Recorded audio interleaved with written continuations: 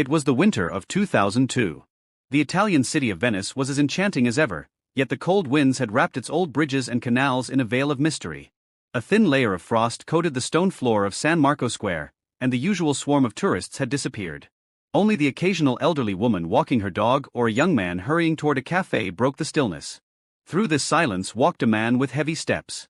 His name was Matteo Ricci. Barely 32 years old, but his face carried the lines of exhaustion and despair, as if he bore decades of sorrow. Tall, wrapped in a black overcoat, he stopped in front of an old building.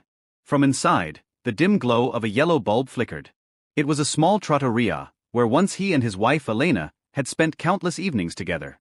Elena. The very thought of her name pierced his heart. 2 years ago, his life had been whole, a flourishing business, a beloved wife, and dreams that seemed unshakable. But in late 2000, when the Roman Mafia tried to seize his small shipping company, everything crumbled. That company, his father's legacy, had been nurtured by Matteo with devotion. Yet the Bayani family, led by the ruthless Vittor Bayani, had marked him as prey. That night, after leaving the restaurant with Elena, a black car screeched to a halt behind them. Masked men surrounded them. A gun was pressed to Matteo's head, forcing him to the ground, while Elena was dragged into the car before his eyes. He screamed, fought, begged, but no one could intervene. The next day, the police filed a report, but every answer was silence or evasion. Everyone knew defying the Bayani family was inviting death. 2 years had passed. Elena never returned. Some whispered she was dead, others claimed she was hidden in one of Bayani's villas in Rome. Matteo clung to a single truth: Elena had been stolen from him, and he would not rest until he exacted revenge. He stepped inside the trattoria. The scent of old wood lingered in the air, and the warmth of a fireplace in the corner gave the room a fragile sense of life. The owner, Marco Fabiani, an aging man with weary eyes, looked up in surprise. Matteo? After 2 years. Matteo gave a faint, tired smile and sat at a table.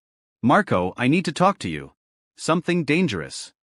Marco glanced around cautiously, then sat across from him. I know what you're going to say, he whispered. You still want to go after Bayani. But those people, they are powerful, Matteo. Far beyond your reach. A strange glimmer flashed in Matteo's eyes.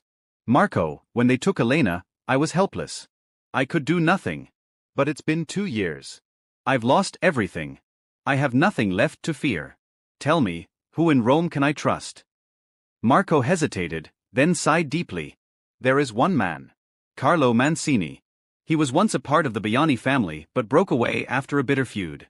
Since then, he's been running small operations with his own crew. If anyone can help you, it's him. But remember, Mancini isn't a saint. He will only move if he sees profit in it.